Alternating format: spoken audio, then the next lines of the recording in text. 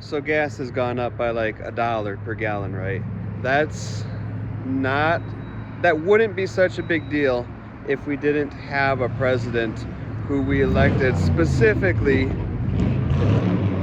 on the concept that at least gas is going to be cheap, right? You might not agree with his politics. Maybe you don't like his mean tweets. Maybe you don't like the way he treats women and talks about women. But at least gas is going to be cheap at the pump. I didn't get as upset about gas prices under Biden because Biden didn't make that a selling point of his campaign or of his presidency. Obviously, I still would have preferred them to be cheaper, and it was an appealing hope when President Trump was elected. Hey, at least gas is going to be cheaper, right? But it's just like when he was first elected, second time around,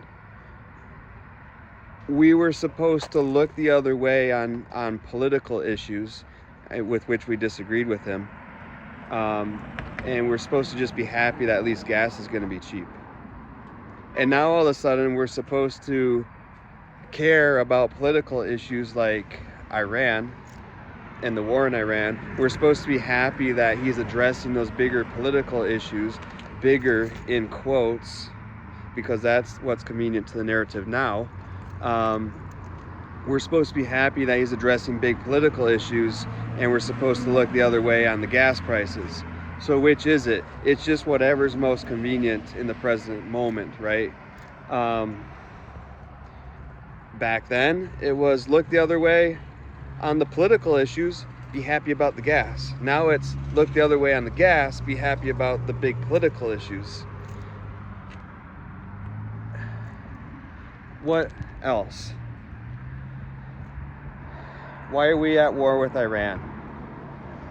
The best justification I keep seeing, like the only thing that people keep coming back to because it's not being disproven wrong, is, well, they were chanting, they being, Iran, the administration of Iran, they were chanting death to America.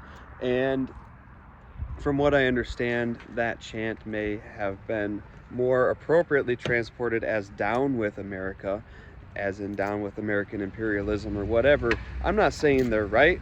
I'm not saying they don't have bigger problems than we do. It appears to me like Iran was a government, a regime that was very cruel to its people, and I hope that good comes out of this for the people of Iran, for the United States, and for the world. I think you have to hope that no matter what happens, you have to hope that it's a net positive, and I do hope this is a net positive, and I do think that the Iranian regime that was in existence is still in existence, actually, even though some of the top players have been taken out. I think it's a regime that we'd be better off without, and the people of Iran would certainly be better off without, as long as the replacement is actually an improvement, and that remains to be seen. The precedent is that sometimes the replacement's better, sometimes it's not. So that's not a given.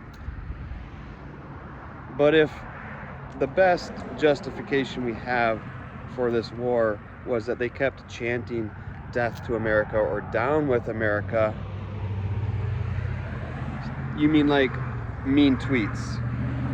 We went to war with Iran. We're spending billions of dollars, risking American lives, which I understand there are Americans, and I admire them, who would willingly risk their lives to free people from an oppressive government elsewhere in the world.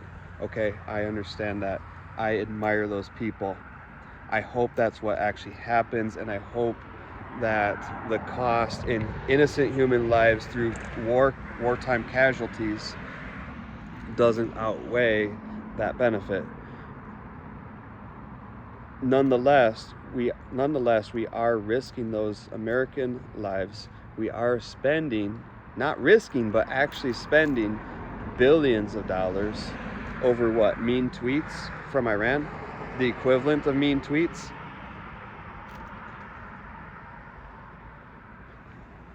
a nuclear program that was supposedly completely annihilated earlier in this presidency.